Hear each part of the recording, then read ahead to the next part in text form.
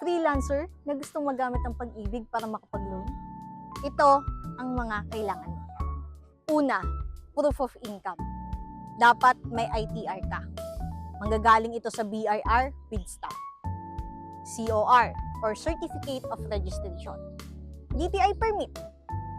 And also, yung COE or Certificate of Employment, kung wala ka naman ito, job contract.